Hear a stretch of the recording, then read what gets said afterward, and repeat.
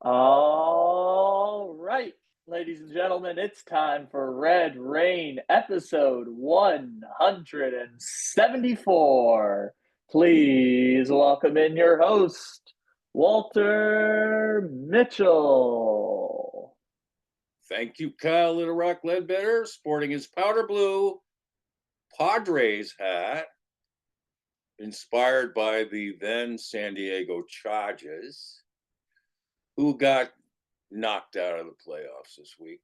It was a fun round of playoffs, although not very interesting games. I mean, most of them were blowouts, and with the home team winning, exception being the Commanders commanding super boink win on the road over the Bucks. Um, so, but today we want to talk about the Cardinals coaching staff. There's lots to talk about. I want to, thank my buddy since '61 for suggesting this, and so this is to you, my man, and to everybody at Revenge of the Birds who've been encouraging this. You might be surprised at some of the things I'll have to say about the coaching staff because I'm not as down on it as some people seem to think, and particularly in certain areas. Um, I'm going to save JG for the last because I think the assessment of him is the most complicated. But I think I'll start with on the defensive side of the ball with Nick Rallis.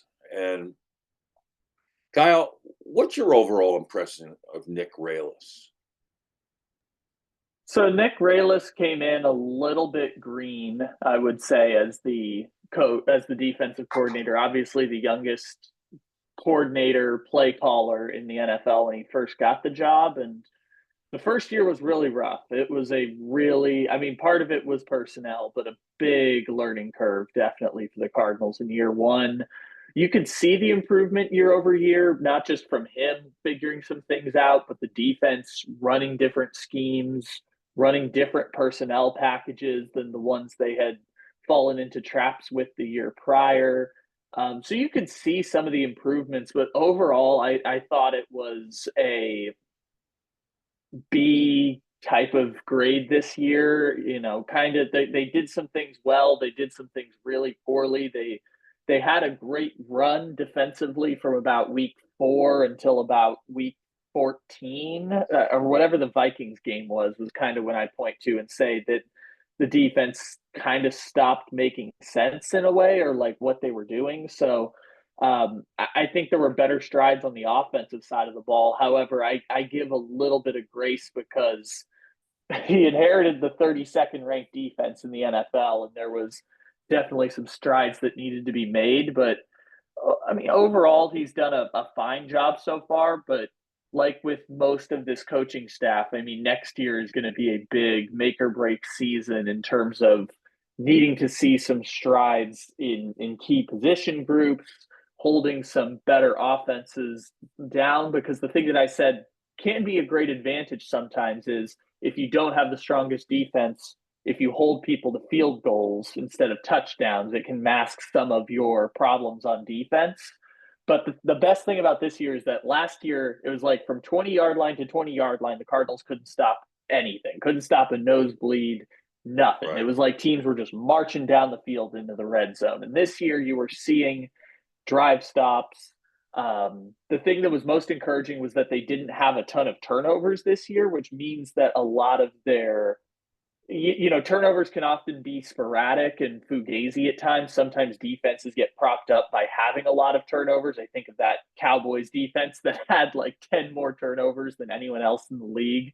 And then they got to the playoffs and gave up 27 points to the Packers last year. So the fact that they didn't have as many turnovers wasn't great in terms of defensive production, but it makes me feel better that what they're doing is sustainable. But overall, I think a lot of room for improvement. They need to start playing some man coverages better, better pressures, more timely blitzes, just some basic things that might be personnel related, but I think also come back to Nick Rallis. And some of the defensive play calling this year. So overall, some good, some bad, but definitely a lot of room for improvement going into year three. Uh, what I really am fascinated with regard to Nick Rallis is his creative blitz packages, combined with much stickier coverage on the back end when he's playing man-to-man defense. And the way they've developed some of the youngsters in the defensive backfield is especially encouraging. Combined with Rails' ability to dial up pressures, and I think one of the smartest things Nick Rallis did was to incorporate Buda Baker's ideas into the defense. The brilliant plan they had against the Rams the first time around with Buda run blitzing and then helping to cover Cooper Kupp in tight situations was the best attack of a Sean McVay offense that I have seen the Cardinals, put in, manifest in since McVay arrived on the scene. That was very encouraging to me. And the second Rams game, too, was very encouraging because they kept the Cardinals practically outgained the Rams in that game 2-1, and in bizarre fashion somehow could not score enough points to win that game with another super doink off the helmet to end the game. That particular game was very frustrating, but very winnable for the Cardinals. So that's encouraging to me. The fact that Relis spearheaded 2 second half comebacks during that winning streak at Miami, that was special. They were getting tooled by Tua for over a into the third quarter, but then put the clamps down by playing sticky man and dialing up some pressures. Same thing at San Francisco with the stunning upset over the 49ers, culminated with the great tipped interception at the end there by Kaiser White. Uh, you know, those moments were pretty special, and the winning streak was special. What felt very awkward and disappointing was, and many of our fans, especially myself, were urging Rallis to keep going with the lineup that he had in the winning streak, which was without Murphy Bunting, who had been a liability of sorts in pass coverage, and with Dadrion Taylor Demerson performing his magical stuff in the secondary. Unfortunately, we did not see that. We did not see the carryover. We saw, and the Cardinals continue to try to play a more zone coverage than man, which was, in my opinion, a huge mistake. The numbers, it ended up being almost like 65% zone on the season to 35% man. And the zones are what sticks in my craw. I think they're poorly coached, or somehow the message isn't getting through to the players that when a man comes into your zone, you cover him and you stay covered on him until you can pass him off to someone else. The other rule is if no man's in your zone, you keep, hedging backwards to be a help deeper coverages with people coming into the deeper zones. I saw Garrett Williams doing that to perfection at times. I mean, he is a baller, and he is a up and coming star. What I don't get at all, and still don't get, is how you got the Vikings on the ropes in at that point, a very winnable game, and you don't put Garrett Williams anywhere near Justin Jefferson. Same thing a couple weeks later in Carolina with the whole season on the line. You have to win that game to stay alive. Adam Thielen is wide open left and right against the Cardinals zones. And you got Garrett Williams on the field, nowhere near him. That I hope will change between now and next year. I also hope that they'll get some improvements in the pass rush, and I hope that they get stronger up the middle with the linebackers, um, and all the way across. So, and if they go with the best players, I mean, if Murphy Bunting comes in and wins the job again because he's earned it, okay, fine. But if Murphy Bunting comes in and he's still slow coming off his breaks, and his recovery speed isn't what it should be, and he's not turning back for the football the way he's supposed to, then you got to go with the younger guys. You got to. I hope next year all the coaches say, all these positions are up for grabs. We're going to go with the best players. Whoever earns this is going to get it. So, but I'm intrigued with Rouse's youth. I love the way he comports himself. I think he's got a very good head on his shoulders.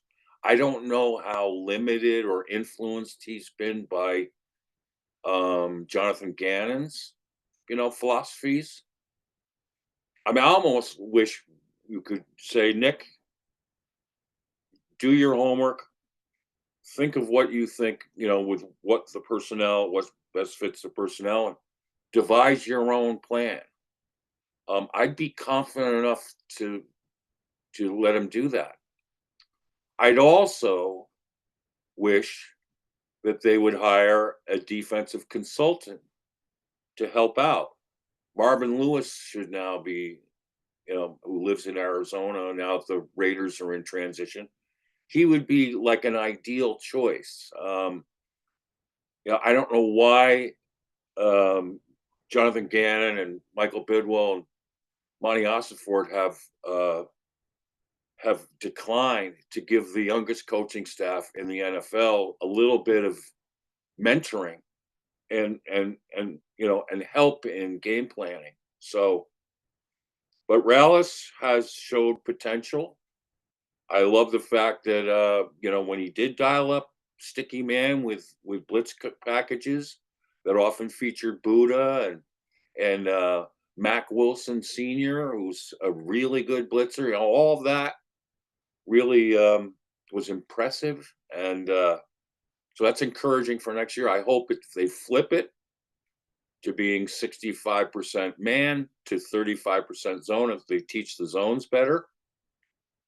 But yeah, I'm encouraged, but a little leery that the philosophy may not change. And I'm hoping that the zones in particular change for them. Now, zones are better when you have a fierce pass rush, because then you can just sort of focus in on the ball. But when you don't, it can expose you, and it did so often. Yeah, I was watching some games and just marking down every time a receiver was wide open, and I was running out of ink. So that's something that needs to be changed. I thought, given what they had, they tried very hard on run defense, but it was limited. So the run defense was 21st in the NFL according to PFF, and the defense was 23rd overall. The run defense 21st, tackling 19. That has to change. Too many of our guys do the Pat P and try to tackle too high if they try hard at all at times. It's interesting that with a guy like Buda Baker, who's a bell cow when it comes to tackling, it's not rubbing off completely on the other players, and that's got to change. Pass rush was 30th. So we know that needs to change. and then coverage was 16. Kind of right in the middle. I think it was feast or famine. And I think that kind of makes sense. So the coverage is improved in man, but still suspect in zone. So overall, the defensive assistant coaches that I really like, I like Derek LeBlanc, the defensive line coach. I think he gets more out of less than uh, than most, and I really appreciate that about him. I mean, look at who he's worked with in there, and he did a great job with Naquan Jones, with Roy Lopez. I mean, Dante Stills is an emerging player for us. He's helped develop him really well.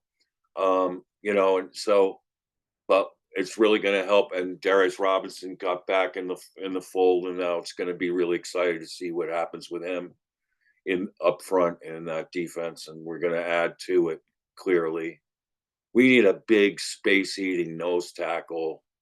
Um, and hopefully we can come out of the draft or free agency with that. We don't know what we're going to get from Bill Al Nichols and Justin Jones, but hopefully they'll be supremely motivated to come back and healthy and in tip-top shape.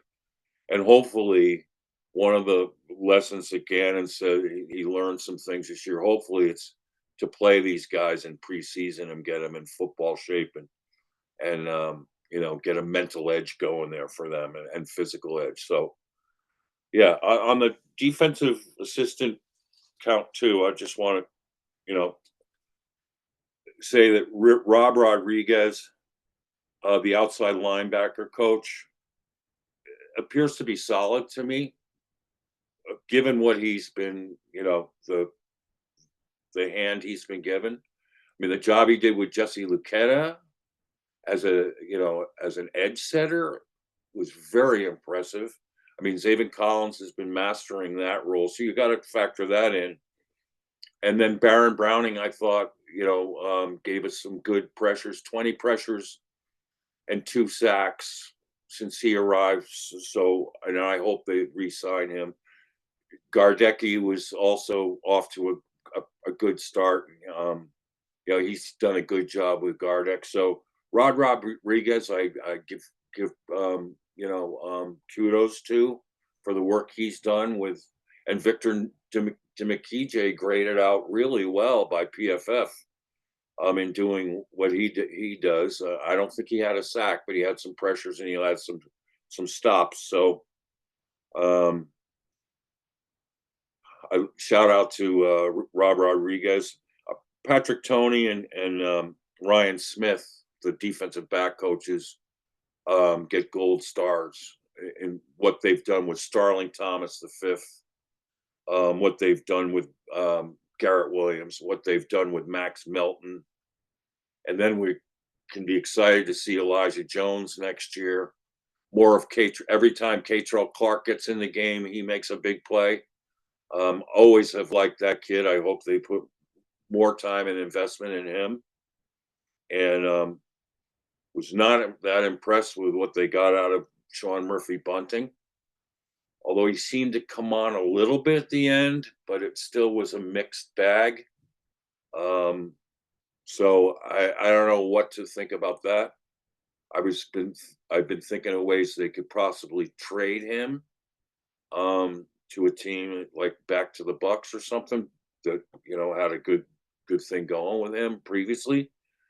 But I think his base salary is too prohibitive to do that based on the level of his play this year. So I don't know what they're going to do with him, but he needs a huge offseason. He needs to come in and find out how to get his recovery speed back, because without that, he's not going to play well. And I also think he's got to learn how to narrow down the cushion he gives in zones. I mean, it's absurd how, like 7-8 yards off he is in zones. No one, to my knowledge, should coach it that way. And then the inside linebackers, you know, Sam Sifkis, uh, you know, Kaiser played better defending the run, particularly in the second half of the year.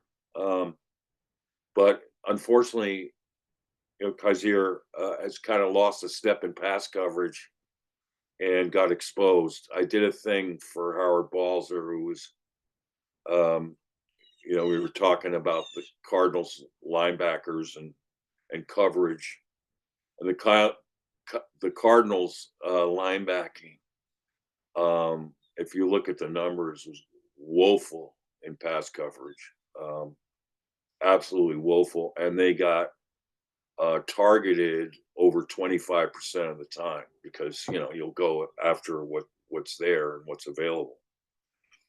I mean, unfortunately, um, those guys did not grade out well in coverage at all, and the numbers are kind of staggering. Actually, the completion numbers are like in the high 80s across the board. Um, the only one who really got his hands on the football on a few pass breakups was Owen Popo. I mean, he gives you a little hope because he's got the speed and range to be a factor there. So, yeah, I mean, it's going to be really interesting to see what they can take from this year and what they did well and incorporate it into next year, and then come up with another cohesive plan. And I imagine Nick Rallis will be spending a decent amount of time this summer with Buda Baker in the offseason. And Buda's leadership here has made a profound difference. And Buda has great instincts when it comes to stopping teams. So his influence on the defense, I think, will be also profound. Anything to add to that, Little Rock?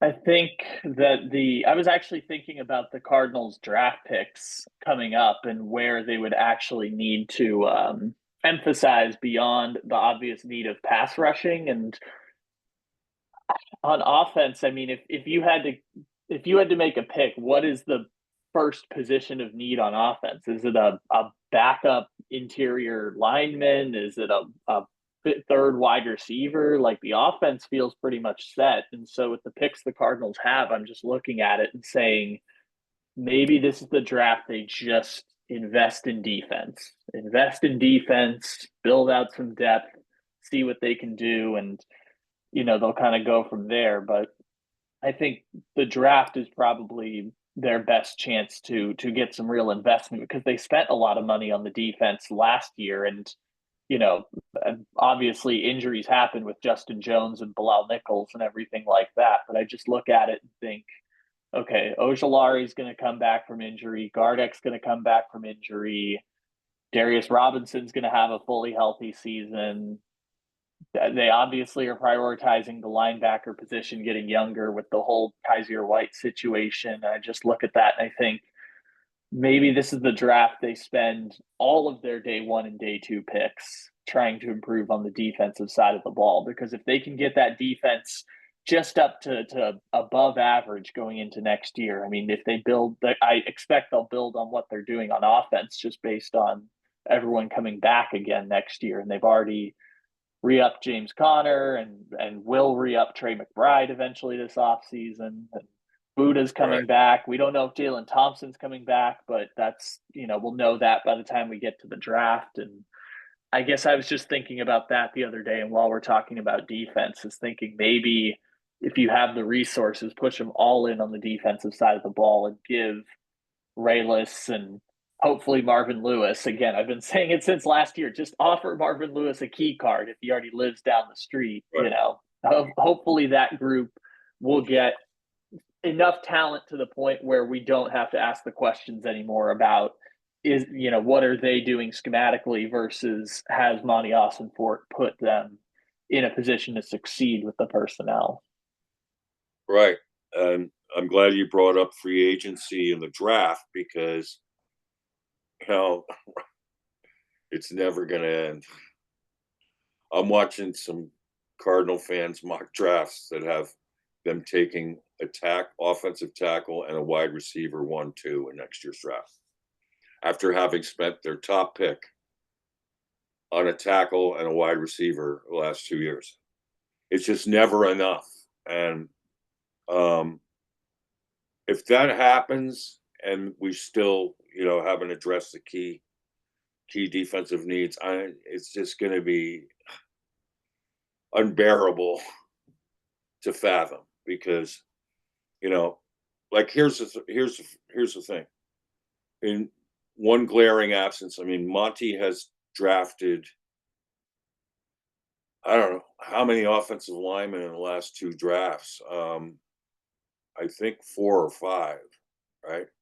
I'm So thinking back, so you've got at least three that I can think Paris of. Paris Johnson, you got John Gaines, the second, Adams, you and got then I Adam think and Christian Jones. that's right, Christian Yeah, Jones there. I can't remember if was it Marquise Hayes. I think he might have been before, but he he was was also before. Yeah. Yep.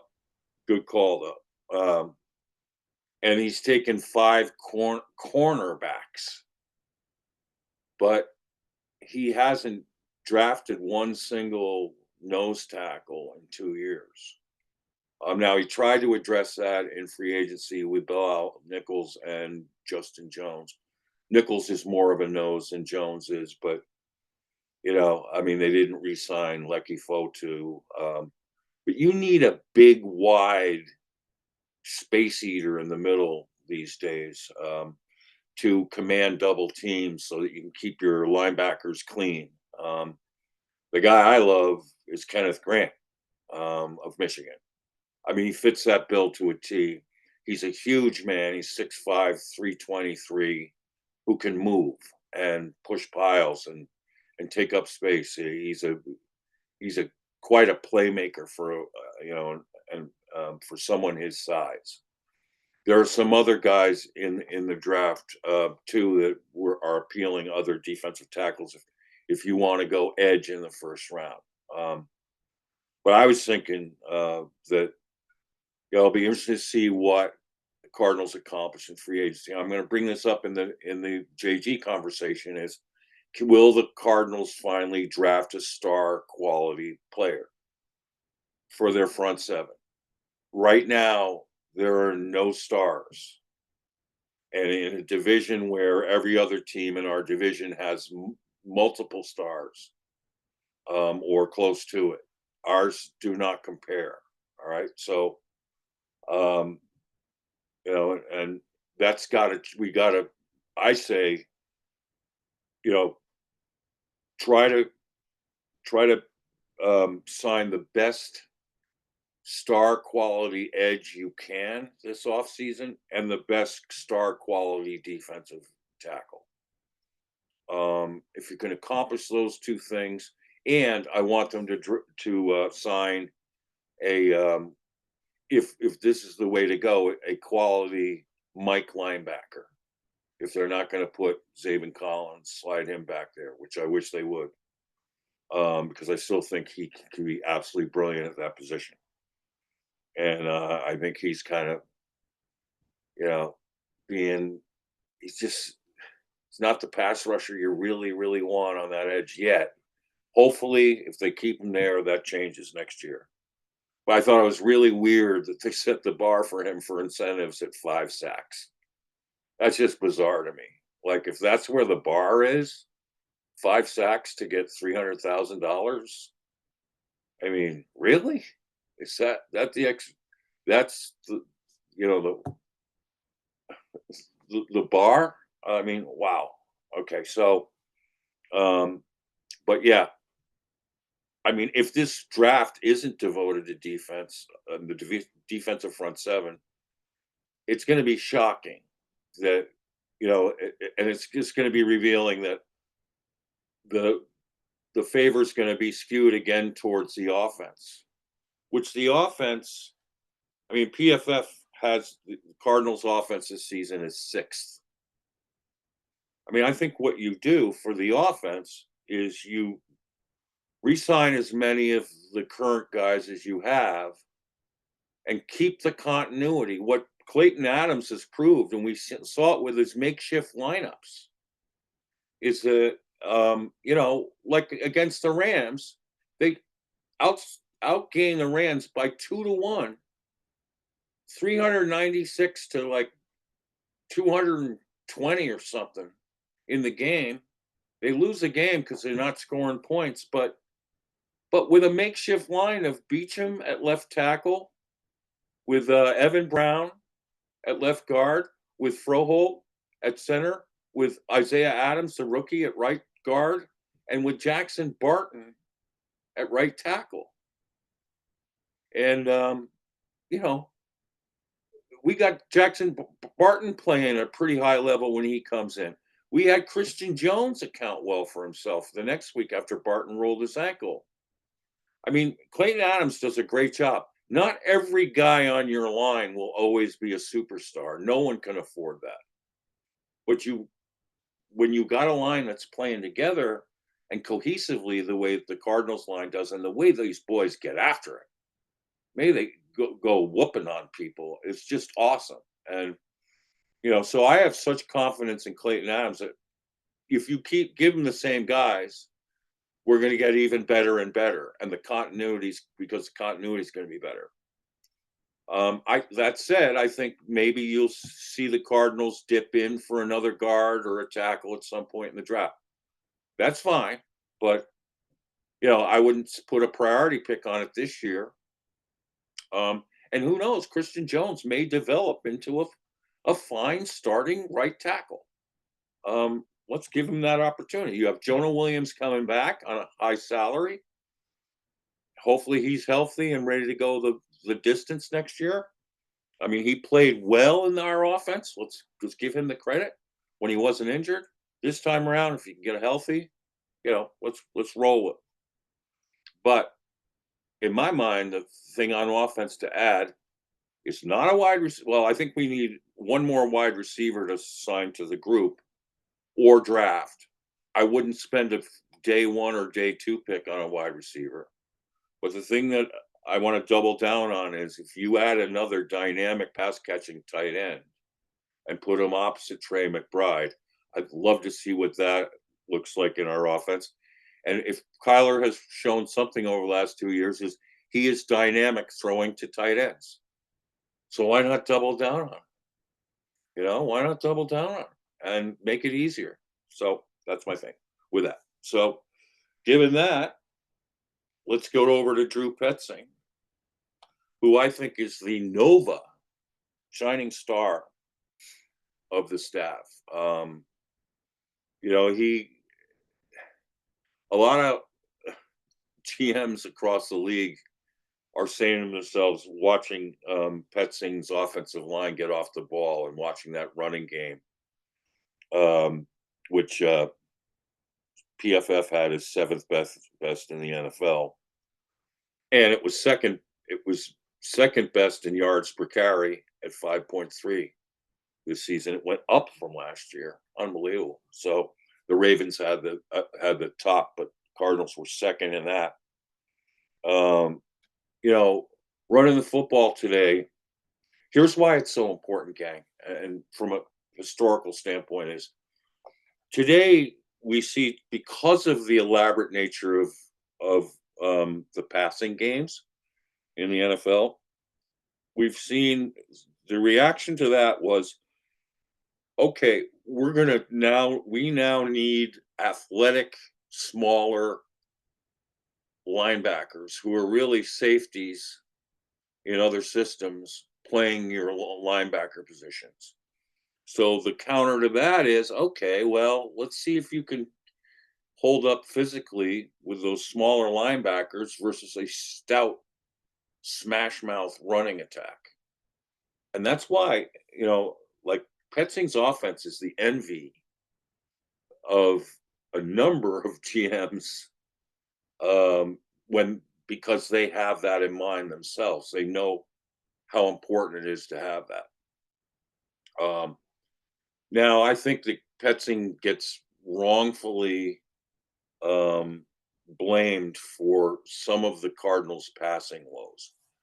The only real passing woes they had were with Marvin Harrison Jr., who, by all rights, had a pretty solid rookie season, especially given the fact that, there were things on tape at Ohio State that, anyone who studied that knew it was not going to be a seamless transition in the NFL.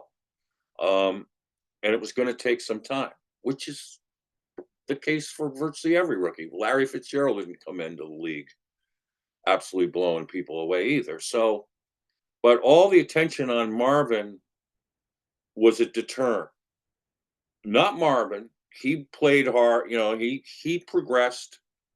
He scored 8 touchdowns, which was great. But you know, I mean, and in time, he's going to get better and better. But people have to understand that in this offense, Marvin is not featured in the top three. I mean, maybe third option, but it's, running back, tight end, then wide receiver. So, and you have to be cognizant of that. Um, and when you are, then you can realize, that forcing the ball to Marvin is unnecessary. Like, let's just throw it in Marvin when he's open. I mean, because there are other options. I mean, the numbers on Wilson are really good. I've been wondering, is Wilson just as talented as Marvin? And I think in some ways he is. I mean, neither one of them is a pure blazer, and both of them are, because part of it is Marvin's a long strider. But man, does Wilson have the feet, and does he have the explosion? And yes, he's injury prone a little bit, so he's got to shake that. But I'm really high on Wilson. I see some fans thinking, "Oh no, he's like a wide receiver 3." What? Come on. I mean, no, he's way better than that. I mean, he had people at the Senior Bowl with scouts' heads spinning at how good he is getting off of man press. I mean, and he's got the feet, and he's got separation skills. Even though he's not like like I said, he's not a 4-3 blazer. He's physical. And in today's NFL, you look at Puka Nakua, how physical he is. He's physical, and you need that. So with Petzing, he does so many things right. I mean, the having being the number one. Who would have thought 2 years ago if you said to Kyle and me, in 2 years, Petzing's going to have the best running attack in the NFC West? I'd be like, with McVay and Shanahan in the division, you're out of your mind. Instead, this season, Cardinals finished number one in every rushing category, all the key rushing in yards per carry, in 20 plus runs, in 40 plus runs, in first downs. I mean, Cardinals are getting it done. And, they swept the categories in that. And let's not forget the 49ers started off blisteringly with Morgan at running back. It looked like they were going to, run away with the rushing stats in the division. No, it didn't work out that way. The Cardinals persisted and got it done. So that in itself is such a coup. So, but here are the other things. Here's why, as PFF graded our passing attack, they have us ninth. And people forget, Trey McBride is part of the passing thing. And we've got a bona fide superstar at the position, and who we should feed as often as we possibly can. So that accounts. It's not just Marvin Harrison. The only real true sustained disconnect was Marvin Harrison, and with Greg Dortch being sort of the odd man out in terms of priorities of who you want to get the ball to. I think we saw at the end of the year why Greg Dortch can be such a valuable asset to us if we use him more. And I hope they hang on. I think he's a restricted free agent. I hope they hang on to him, and get better use out of him, because How about the corn dog he ran for a touchdown in the last game? The corn dog play that the Marcos pointed out, Labrada, because the Chiefs ran against them in the Super Bowl. The 40 Little motion inside, run it to the goal, run it to the post, and find him for a exactly. touchdown. Did you see how wide open that was? It was, George could Oh, have it was ran that. fun. I couldn't remember who pointed it out. I think it was Marcos, but man, that was super fun. I loved It was that. smart. Yep. And then, I mean, George, as a rack, he's the best rack guy on the team. So it behooves you to get him the ball in space because he's a big play waiting to happen. The only thing I was worried about Dortch's ball security this year, he kind of gave it up a few times on punts. I mean, yeah, so but he's typically better than that. And so I'd be excited to have him back. But and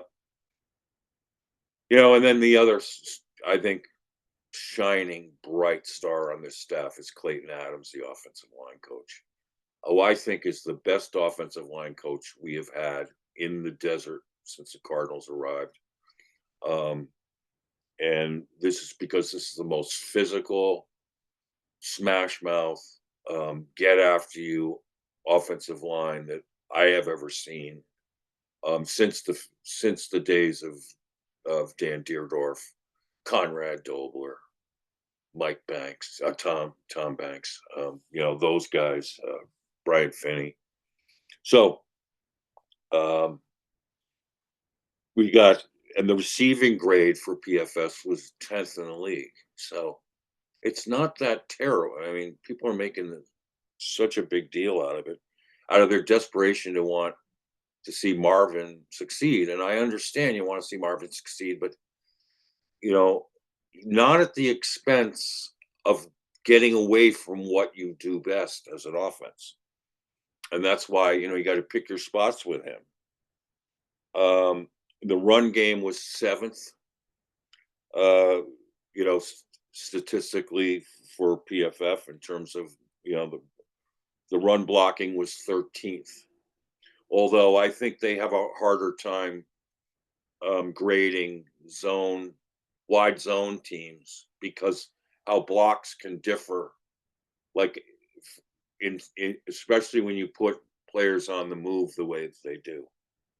So I think it probably was better than that. I think it was top 10 because they had it by far top five um, offense. They were number 4, I think it was, in yards in the league. So and then they were number 2 in fact. Let me just give it to you. I have it right here. It's worth it to just revel in this. Yards 2,451, number 7 in the league, number 1 in the NFC West. Yards per carry, 5.3, up from 5.0 last year. Number 2 in the NFL behind the Ravens, number 1 in the NFC West. TDs, 18. That was 8th in the NFL and number 1 in the NFC West. 20-plus yard runs, 17 of them, 6 in the NFL, 1 in the NFC West. 40-plus runs, 7 of them, number 1 in the NFL and number 1 in the NFC West. I mean, that's special. I mean, how about DeMercado's run, which to me was offensive play of the year just because it was so unexpected and so amazing. I'd love to go back through those splits because of the 7, you've probably got 3 James Conner, at least 2 Kyler that I can remember, the 1 Right, DeMercado. So it's not just they spread it out right, all across the team. right. And Kyler contributes to that greatly. I mean, and rush first downs 136, which was 8th in the league and number 1 in the NFC West. So top 8 in the league in all those categories, top 2 in 2 of them, and number 1 in the NFC West in all of those. Kudos. I mean, I mean, I people don't now want to get rid of Petzing, timeout. Please try to understand how well he's doing and at running his offense. Go ahead. Before we jump past the stat real quick, I just want to go back to it. So you're saying on the one that was yards per carry, which Yeah, was, I think you said 5.3, I want to say it yes, was. You're saying that the Arizona Cardinals were second in the NFL in yards per carry ahead of the Philadelphia Eagles with correct, 2,000-yard rusher Saquon Barkley. The, correct. the Cardinals had more yards per carry than the Philadelphia Eagles. I heard that. I could not believe that. Right. Could not believe that that's true. Yep. Yep. They were right there, the Eagles, obviously. But I assumed they would uh, be number one with a smoking gun, and I guess Ravens makes sense, but I cannot believe that the Cardinals had more yards per carry than the yeah, Philadelphia Eagles. That is incredible. yeah, it is. So, and I would argue the Cardinals had a way more difficult schedule than the Eagles. So Yeah, that's I a mean, I hear stats all the time, and this one I'm genuinely blown away by that stat. I am genuinely blown away by the fact that the Arizona Cardinals were second in the NFL in yards per carry this season. That is incredible. now let's celebrate the ways in which Kyler contributes to that because he had a good year running the ball, 500 yards, and I think his average was in the eights somewhere. So I mean that certainly helps you too.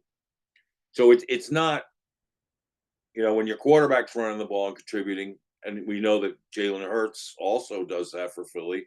Although this year, he had some of the concussion stuff and he was a little more reluctant. But when you have that dynamic on top of having a bell cow running back and a whoop ass offensive line getting after people, you're at the top, and that's where the Cardinals are.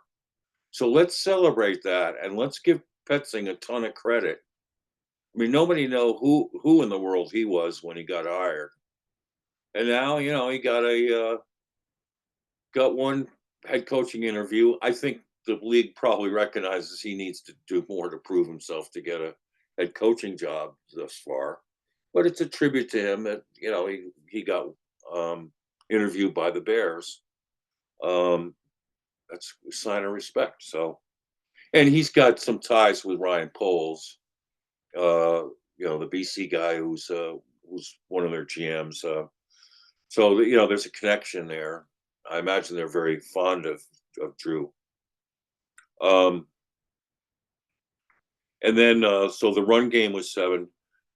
Now pass blocking. This is what's great.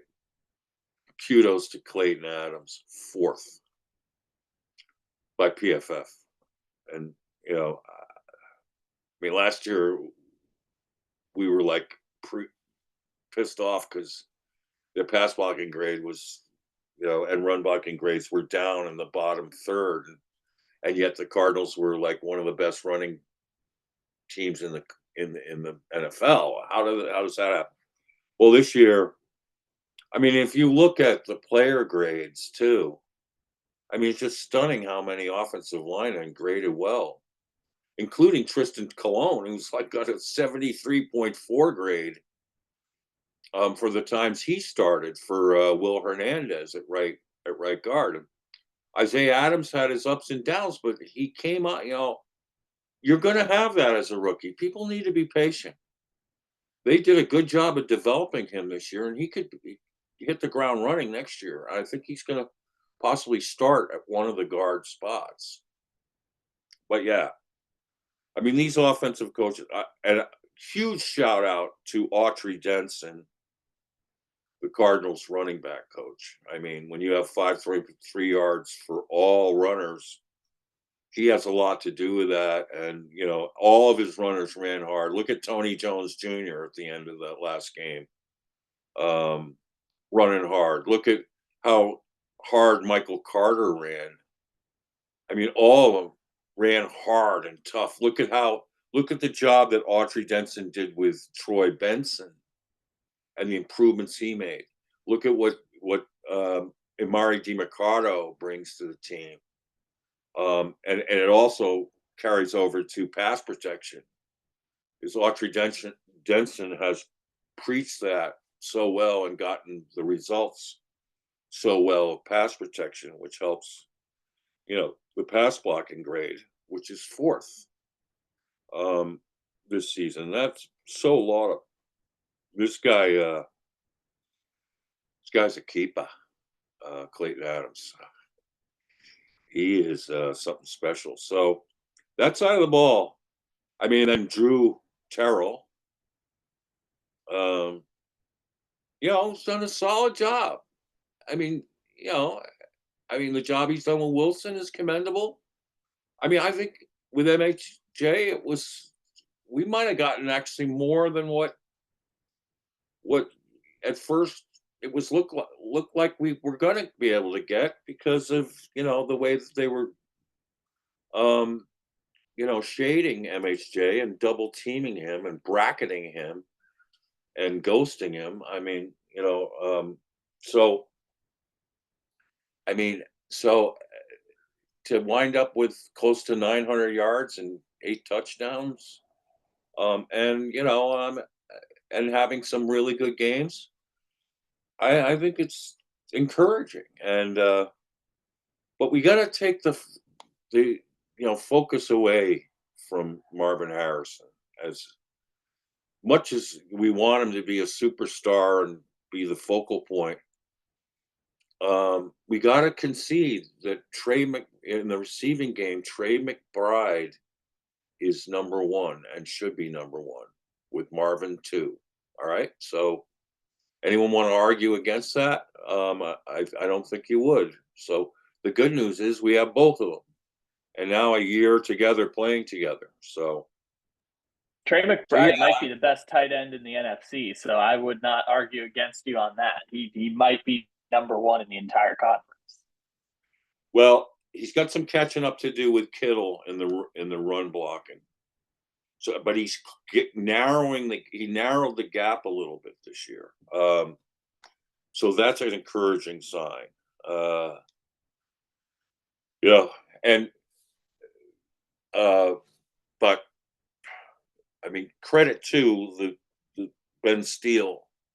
I really like him too, the tight ends coach. Ben Steele is a really fine football coach, and I think he'll be a coordinator someday. This guy's good. I mean, the offensive side of the ball, coaching wise, is very, very good across the board. So there are no weak links, and everybody's contributing. And I think that it's wrong to criticize Drew Petzing for the Cardinals. People are saying nobody ever gets open, and no, that's not true. Go watch the Kurt Warner, and, videotape analyses. You'll see it. Go watch the 22. I mean, the thing is that sometimes it takes the extra second for guys to get open. It's unrealistic to think that everyone can do a shake move and be automatically open in today's football. It just doesn't work that way. You need more than that, more time than that. So the key is with the quarterback, can he hang in there and make those kind of plays? As Kyler did against the Jets so well. I mean, that may be the best game I've seen him play in terms of hanging tough. That in his 6 years here. So we need more of that, and certainly more of that come November, December, January. So and that's got to be a huge goal in getting that changed and fixed. All right. So with Petzing, it's just a gold star in so many ways. Yes, there are rooms for improvement. He started employing motion more. There was some really creative plays down the stretch. You wonder why didn't they run some of those earlier in the year? So there's a creativeness. How about that first touchdown to McBride where they ran him off a double screen, where they put him out wide and they've had two slots next to him? That was a great play. I mean, there's creativity. and lots of it, and there's more in motion than what we've seen, and so I think it's all good and headed in the right direction. Um, it's very encouraging moving forward. And then our special teams coordinator, Jeff Rogers. Um, the guy year after year does this really good job. I mean, the work he got out of Chad Ryland, as a second year guy who came in with off a tough rookie campaign. Chad Ryland was a breath of fresh air, and the fact that we have him rent, at such a low salary for the next 2 years is very appealing. And I think he ended up with like a near 90% field goal percentage. Um, how often does that happen? So, and the ball just booms off his foot. He's just got a gifted um, leg, and his technique is really solid. So, and then DJ Dallas getting the first kickoff return TDs in the books, in the history books of the revised new kickoff rules. So that's really cool. And Greg Dortch did a good job in punt returns. And Blake Gilligan keeps putting teams on an island. I mean, that guy is really good. It was tough to lose him down the stretch. But and Aaron Brewer, is someone said recently, if you don't notice the long snapper, he gets an A.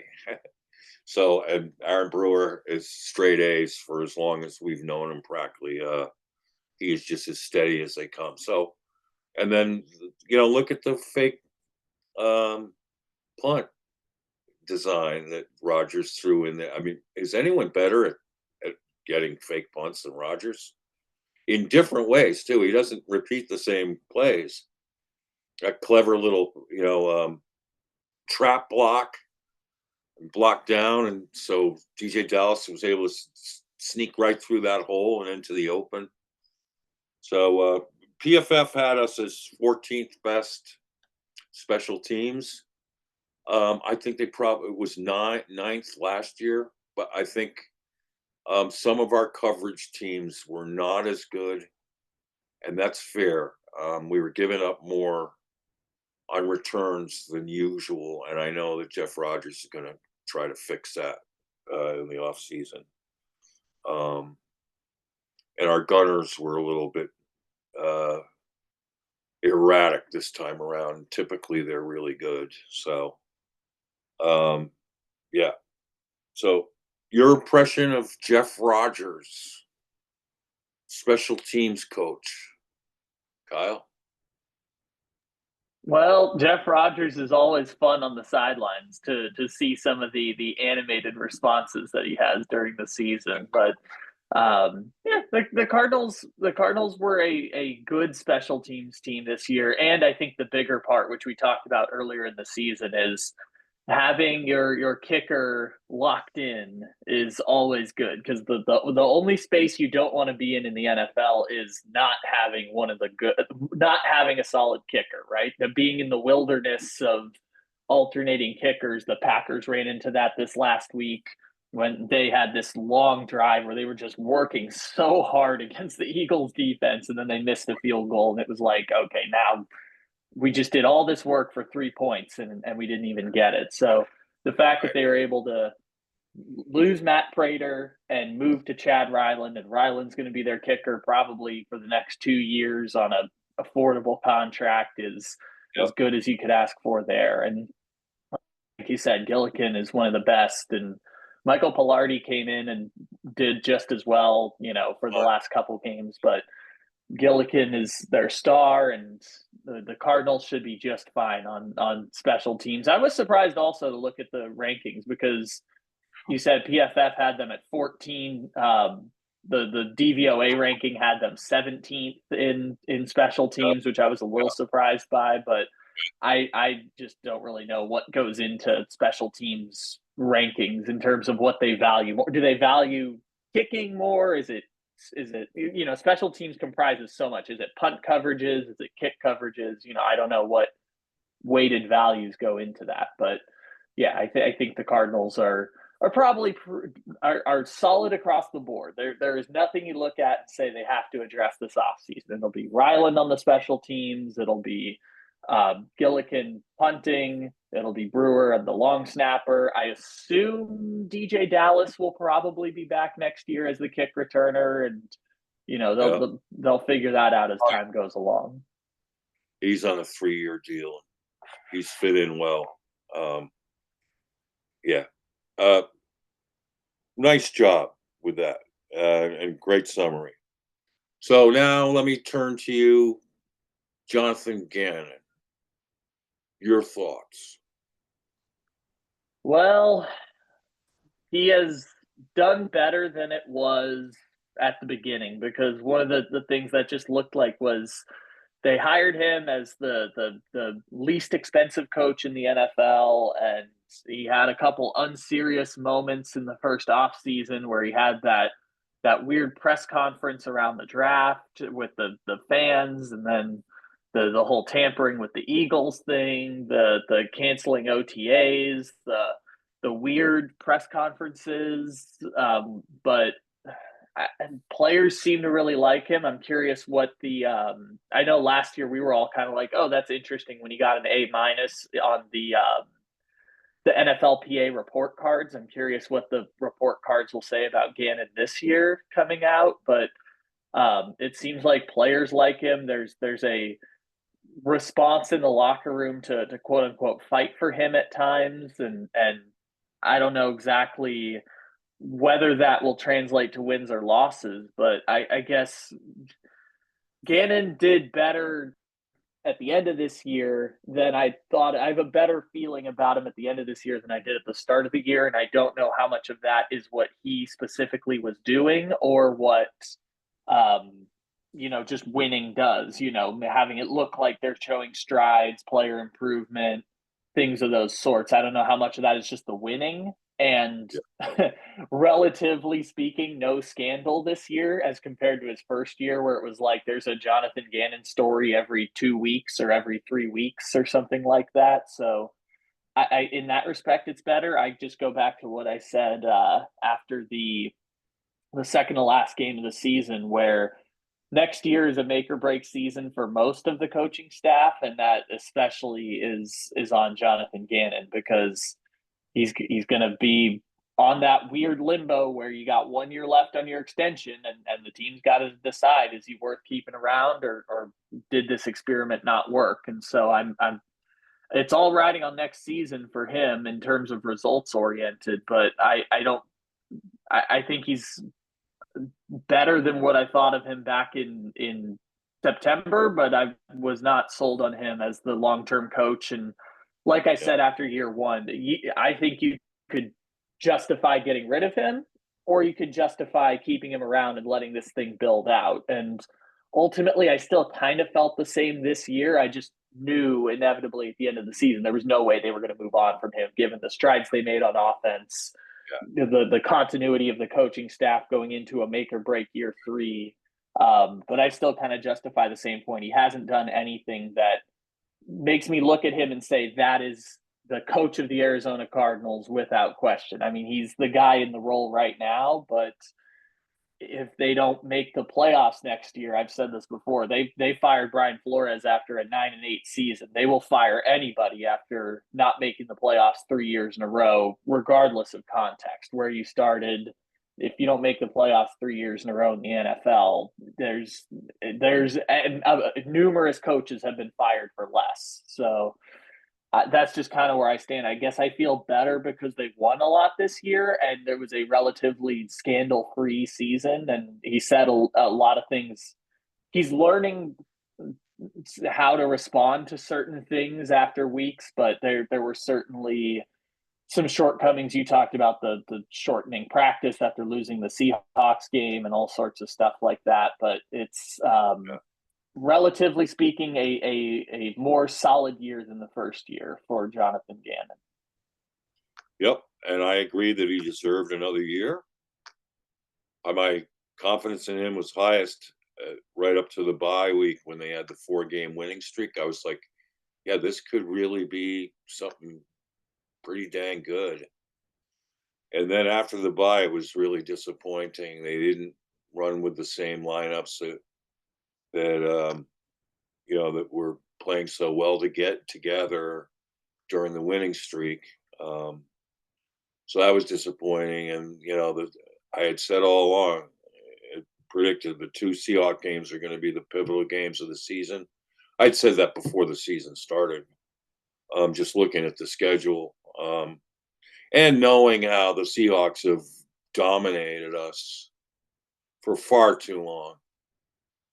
And people were kind of, wondering why I was so upset that we gave away that game at the end of last year in Pete Carroll's last game. I mean, I think we still would have gotten Marvin Harrison Jr. Or it could have been divine intervention, and we could have gotten Joe Walter, Brock Bowers, or Jared Verse. But now that we have Marvin, I'm fine with it. Marvin's a sweetheart. He's a hard worker, um, and he's a real team guy. I was really impressed how he improved his blocking during the course of the season. So Marvin's core now. He's just everyone ought to just remember that this isn't going to be. He's not going to be the main focal point of this offense because it's not designed that way. Um, and plus, he's going to hopefully you get it to McBride more to occupy the safeties, and now Marvin's open more.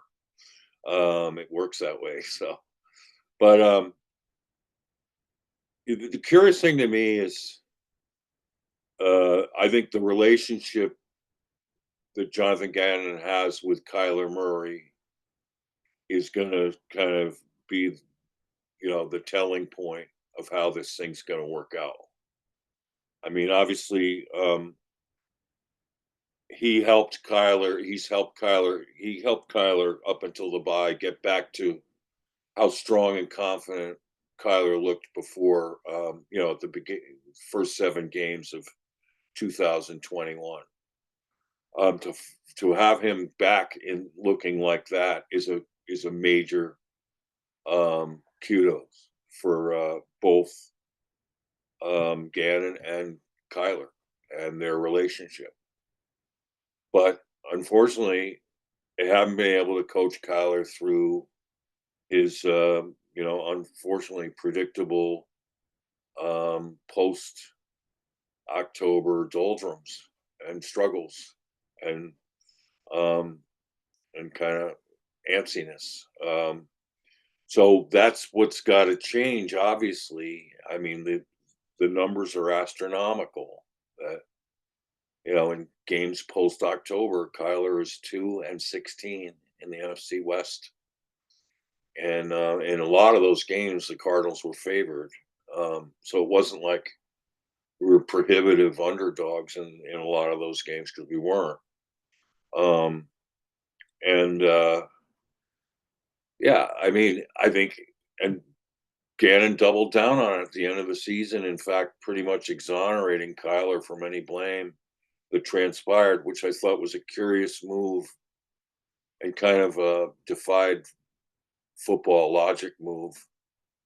And but if that's his psychology with Kyler, is you gotta, it's unconditional love, and you just got to pour it on him. We have an opportunity, have an opportunity to see it next year. Um, and how that relationship goes. I mean, I'd prefer it if because Kyler has been injury prone or struggle prone at, second half of seasons. I'd prefer it if we got in a legitimate quarterback competitor. Although I'm really high on Clayton Tune. I know I'm, on a short list of people who feel that way. But I feel that Clayton Tune was set up to fail by this coaching staff in certain ways, thrown to the dogs at Cleveland. And those two quarterback sneaks that he didn't get, we had zero push up front on those plays. Um, and the year before, he converted all of them. And earlier in the year, he converted all of them. But people want to blame him on that. I don't think that's fair. I really don't.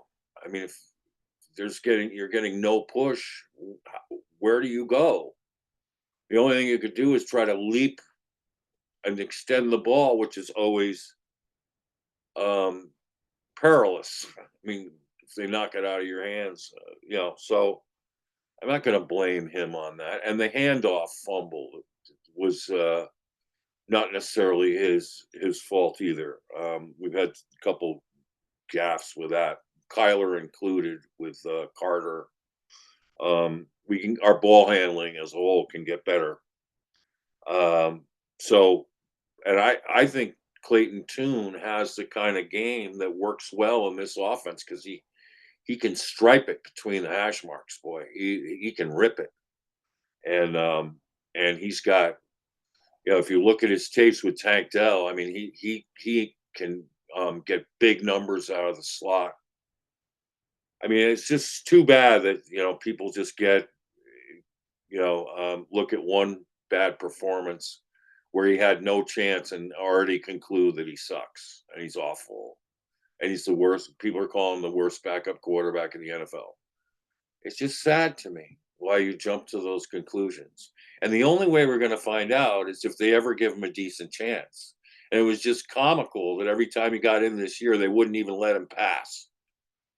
And I don't think it's for lack of confidence in his passing. I think that what they didn't want was fans going like, "Oh, where was that kind of pass from Kyler?"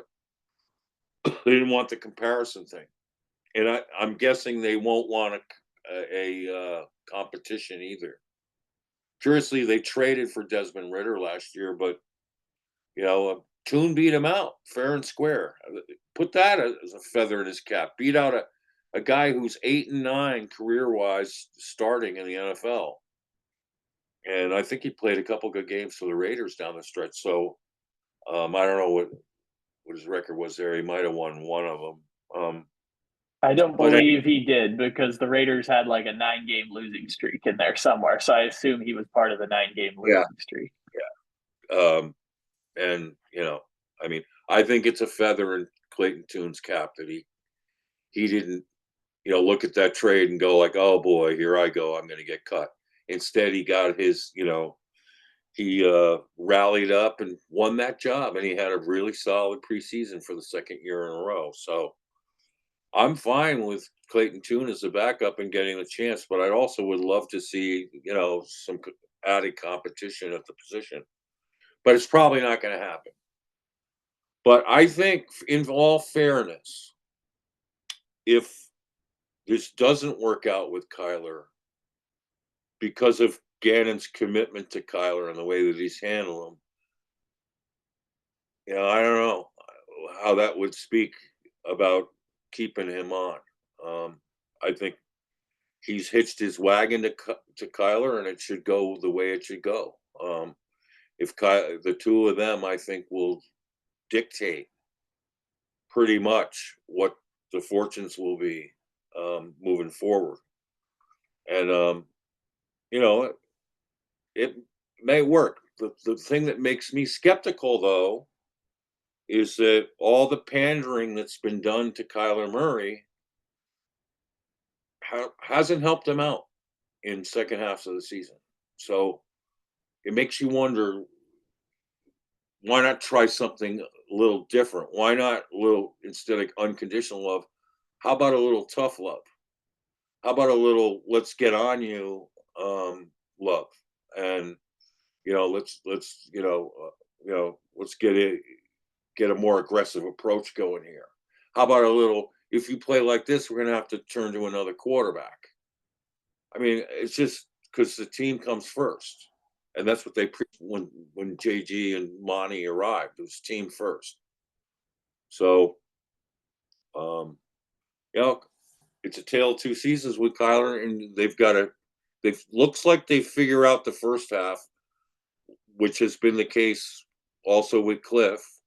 in Cliff's offense. What no one's been able to do yet is figure out the second half. And much of that can be on Kyler himself.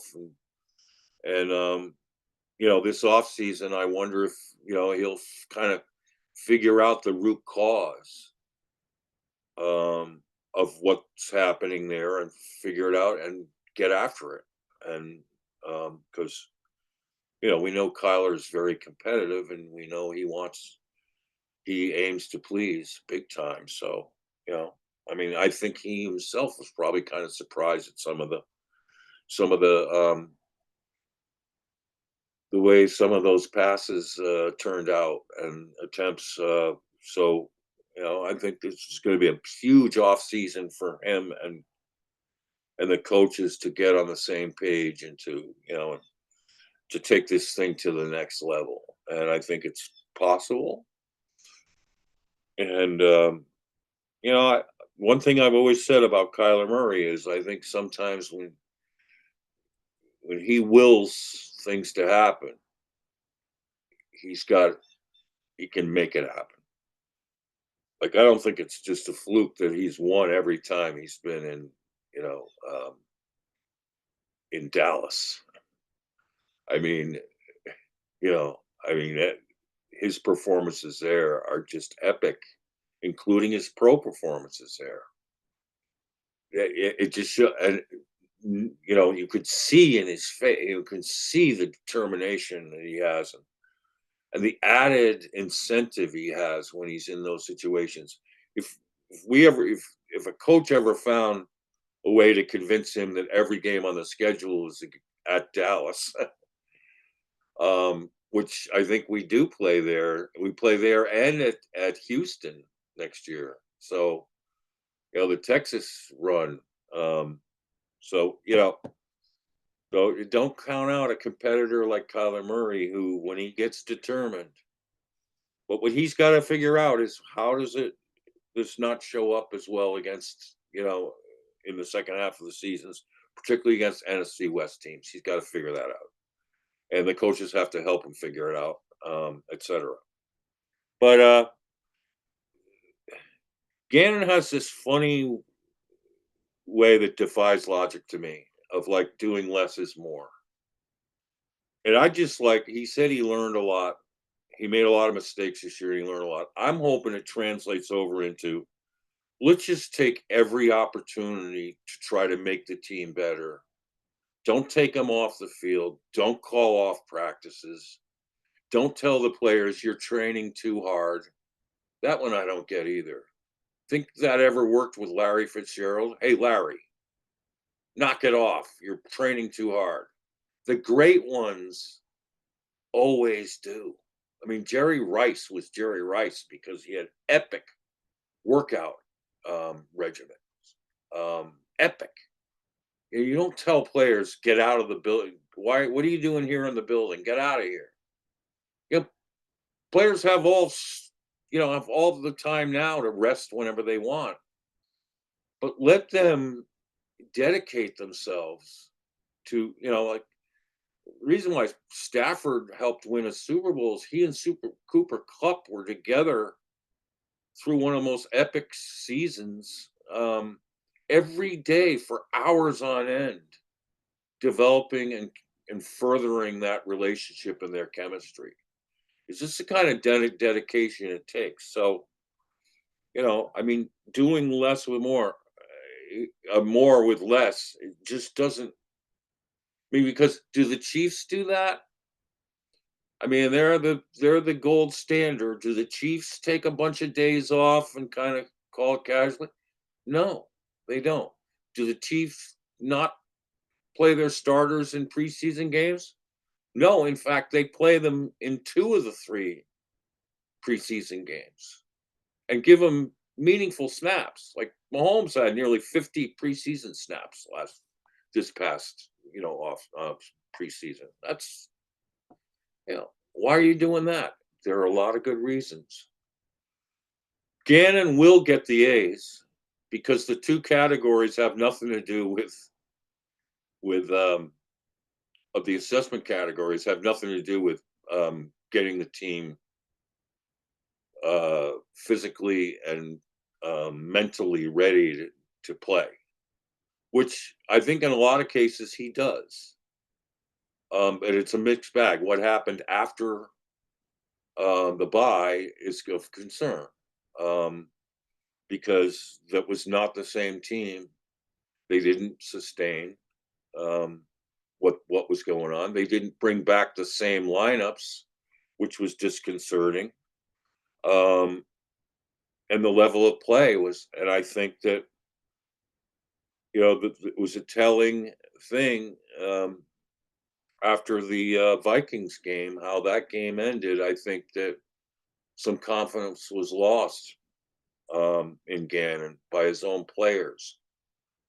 Their response to that, losing that game, coming back to play at home versus the Seahawks, was not good and disappointing, to the effect that he called up, gave him a day off, which is mystifying to me.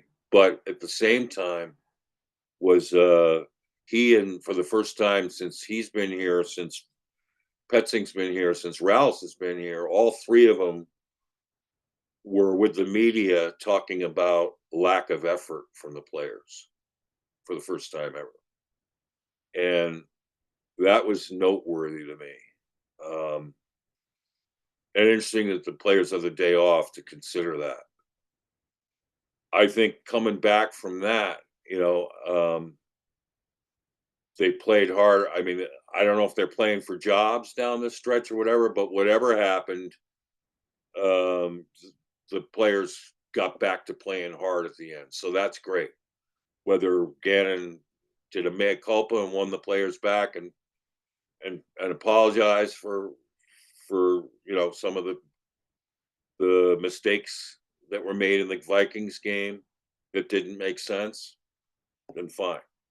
But on the two categories, one is making effective use of the player's time. I'm going to tell you this: if you wanted to win a most popular teacher award, don't give kids homework.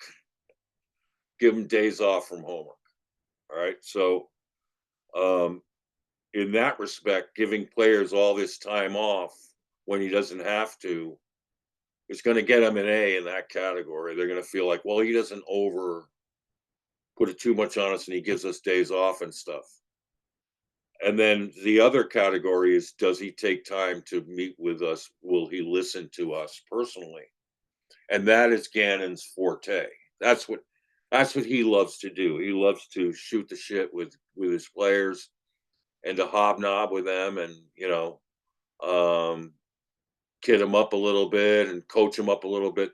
That's where he endears himself to the players, and that's why he doesn't want to call a defense or whatever. He wants to have the ultimate amount of time to be able to connect with his coaches and his players, which to a certain degree has helped and worked.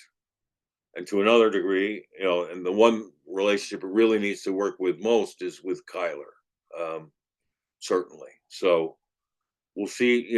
That's up in the air. Typically, those kind of relationships can inspire teams, and I think there's been some good groundwork laid on some of these relationships with Paris Johnson Jr., for example. Unfortunately, he kind of had a disappointing end of the season.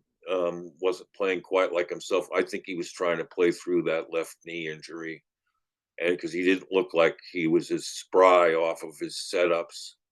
He was giving more of an edge than he typically, giving up more of an edge than he typically did all year. But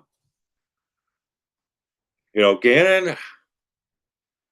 Then, I mean, I was kind of the minute the season ended, I was so happy we won and everything. I was like, you know what?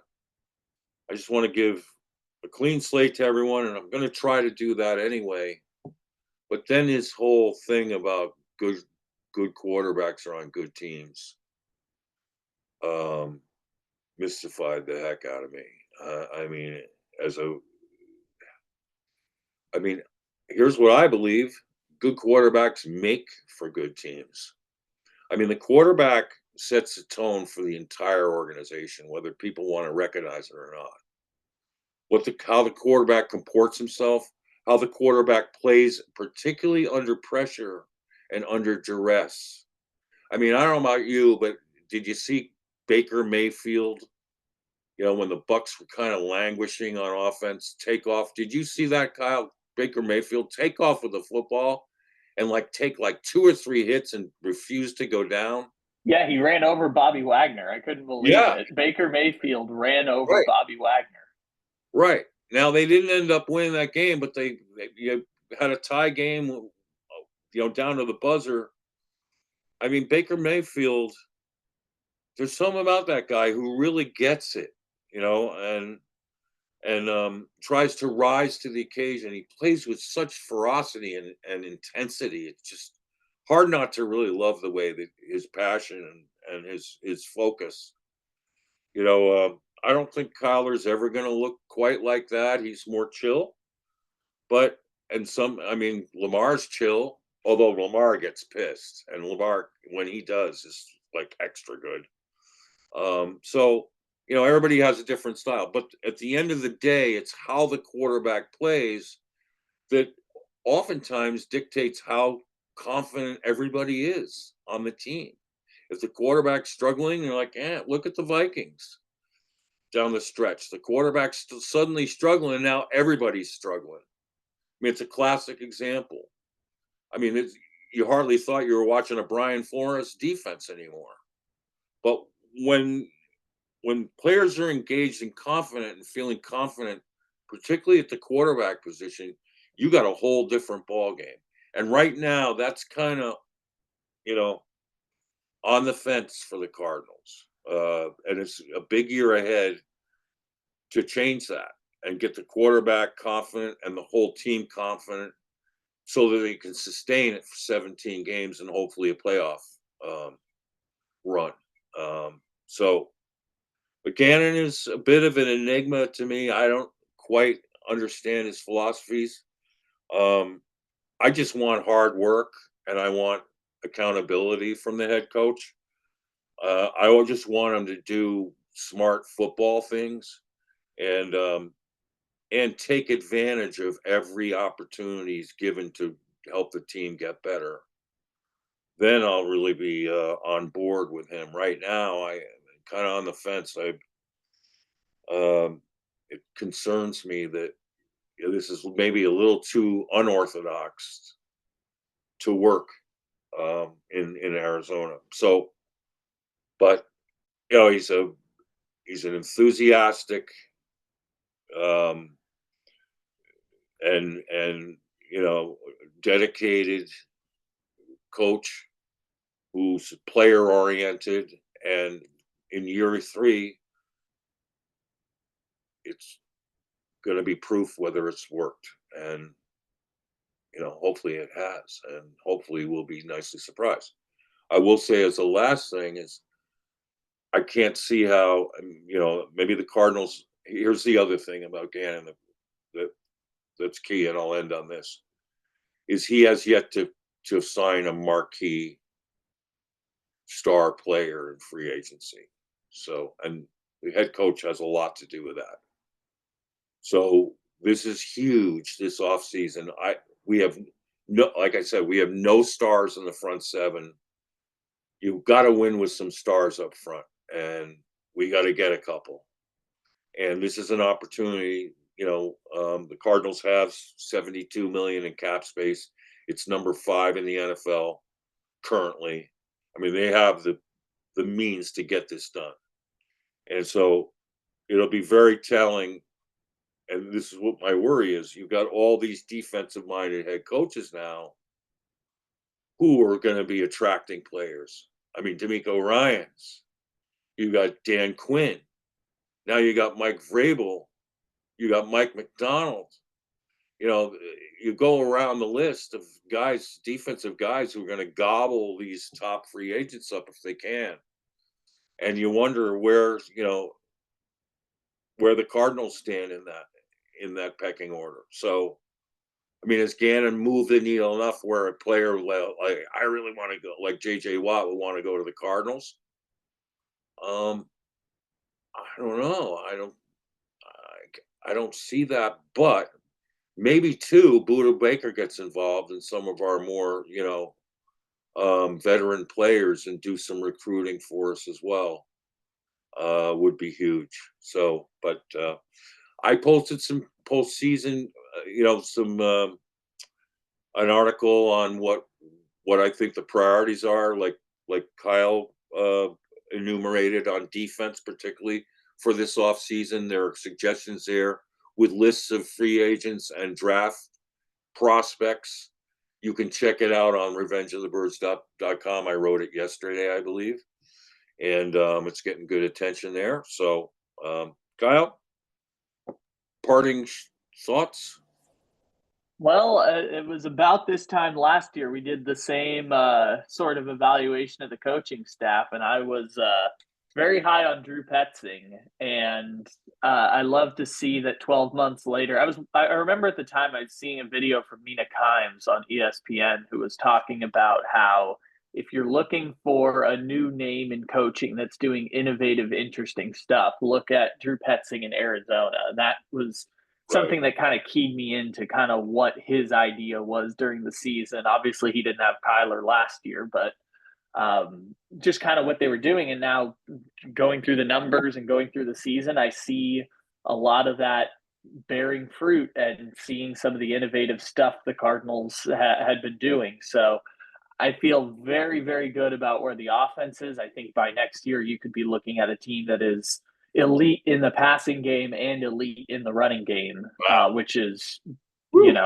if you can do that, both of those, you've got a shot at being a top five offense, no question. And if they can do that, they've got a great shot at making the playoffs in the NFC in the NFC next year. So it'll be interesting to see how it all comes together. I might have to go and look at the free agent list to see what they can do with $72 million of cap space, but it'll be interesting to see how they piece the defense together because yeah, maybe they need a replacement for Evan Brown on the offense, and like you said, maybe they double down on tight ends either through the draft or in free agency, but beyond that, there's not much you gotta switch up on the offense. It's pretty much continuity of 10 guys minus maybe Evan Brown coming back next year, and they'll figure out the rest after that. So maybe we'll have an off-season plan coming up sometime soon as well before we get to the combine and free agency and everything. Yeah, good summary. And boy, I like your spirit, and I always do. So I'm I will salute all that and second that emotion. And thank you for that. Special shout outs to Since 61 for inspiring this episode. This is dedicated to you and to my good friend Laguna Pat down in SoCal. Our prayers and well wishes are with everyone down in that just conflagration that's just awful. And just going to keep praying for the best and sparing the lives and livelihoods. It's going to take a while, obviously. So, but to everyone here, enjoy the continued playoffs this weekend, and then of course the national championship Monday night. That ought to be interesting. Who do you got, Kyle? Who do you want in the national championship? Well, who I want is Notre Dame. Who I think is going to win is Ohio State. So Okay.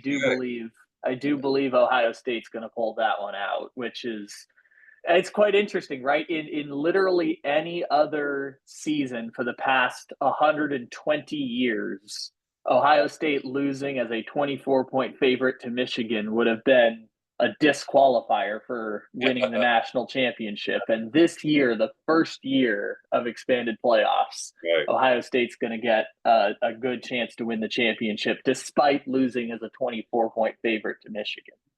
Yeah. Yeah, it's going to be exciting. I think the game's a toss up. I'm not sure which way it's going to go. I think it'll be a really fun and entertaining game, and may the best team win. And you know, but our Cardinal connection to the Ohio State program now has me looking at every Ohio State prospect in the draft, and I love the kid Jackson. He's playing left tackle now for them, but I would see him as a left guard to slide in next to PJJ. I don't know how they can make it happen, but get Jack Sawyer on the Cardinals, please. Jack Somehow, can we Sawyer, I can we love. get Jack Sawyer in here? Yeah, I love his motor. I love his. He's got a little, kind of a JJ Watt in him. It's impressive. And TJ, the other edge, I really like, and there's just so many players there that are really good, and I'm liking more and more of Howard, the quarterback. The more that I see him, I saw him in the Michigan game really struggle, but since then he's played well, and he's got a big frame and a good arm, and so he's an up and coming player. And Notre Dame has a host of players I think are outstanding. I love the middle linebacker Jack Kaiser.